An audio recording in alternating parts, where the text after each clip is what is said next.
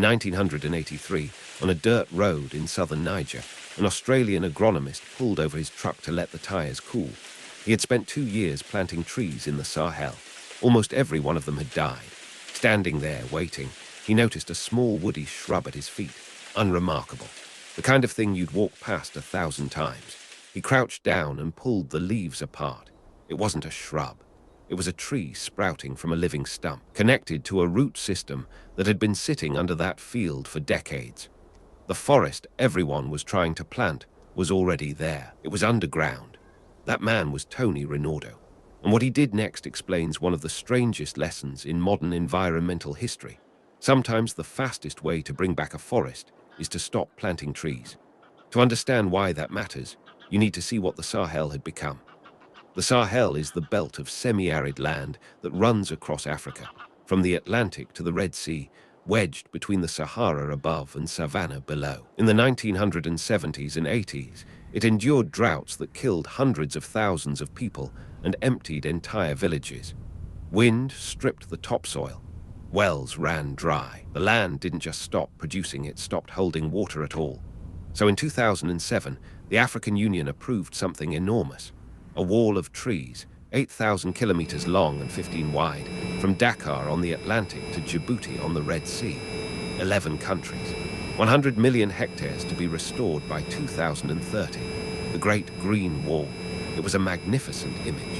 It was also, in its original form, largely wrong. Here's the problem with planting trees.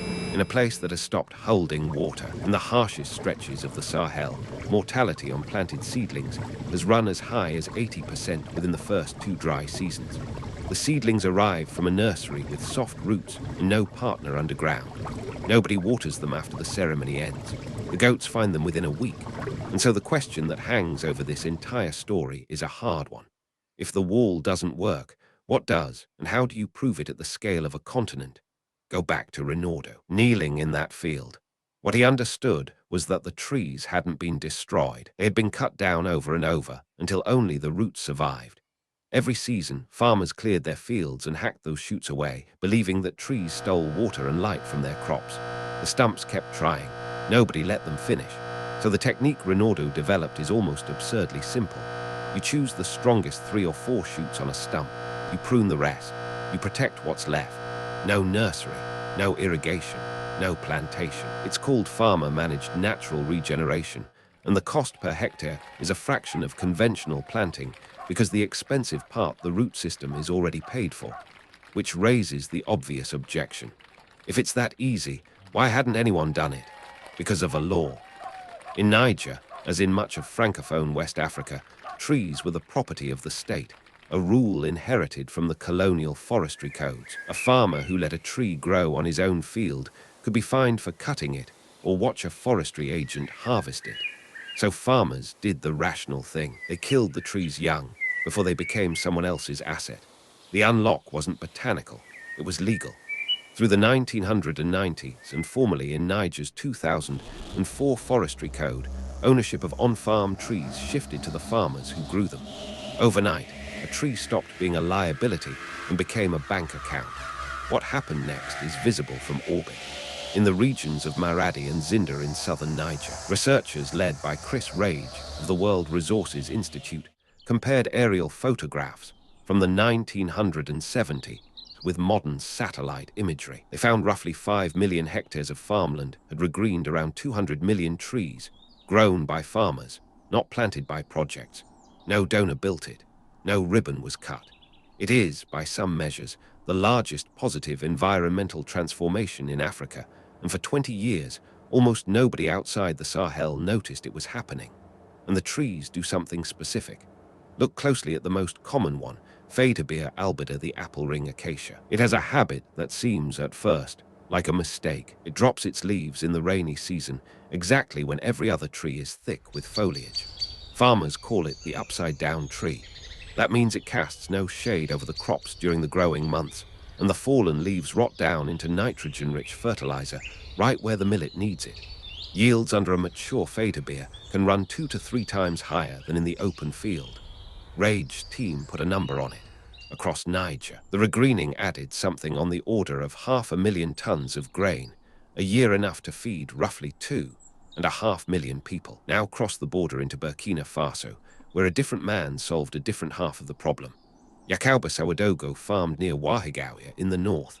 In 1980, on land so hardened that rain simply ran off it, he revived an old technique everyone else had abandoned, the Zai pit. You dig shallow holes in the dry season. You drop manure in each one. Then you wait. The manure attracts termites. The termites tunnel down through the hardpan, and those tunnels become channels that let rain sink in instead of sheeting away.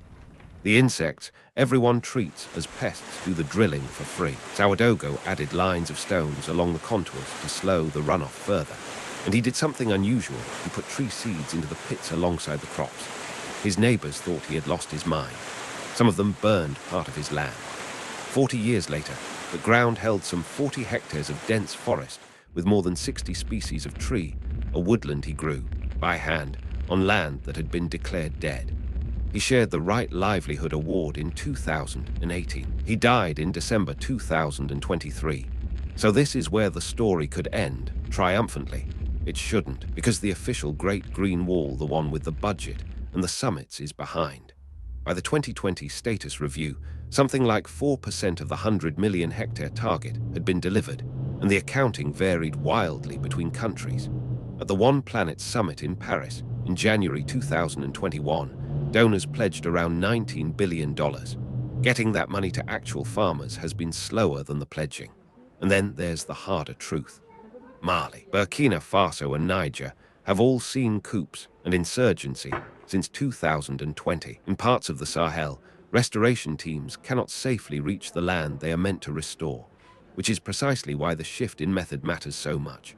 A wall needs a convoy, a contractor, and a decade of security. A pruning technique needs a farmer with a knife. The Great Green Wall has quietly stopped describing itself as a wall. The official framing now is a mosaic, a patchwork of restored land across the Sahel, shaped by whatever works in each valley. In Tigray, in northern Ethiopia, the village of Abra-Wheatspa fenced off its degraded hillsides, built terraces by hand, and stopped grazing there entirely. Springs that had been dry for years began flowing again. The community won the UN's Enquêteur Prize in 2012. So here's what's actually possible, stated carefully. Farmer-managed regeneration has already been proven at the scale of 5 million hectares in a single country, at close to zero external cost, in one of the poorest places on Earth. The Sahel holds roughly 100 million hectares of degraded farmland with living root systems still under it. The constraint isn't biology, and it isn't money. It's whether farmers are permitted to own what grows on their own land, and whether they are shown that the stump at their feet is already a tree. It's a slower story than a wall. It's also the one that's working. If you want the full breakdown, the regeneration technique step by step, the land tenure reform that unlocked it, and where the 19 billion has actually landed, it's all in the link, in the description. That's where this episode's research lies.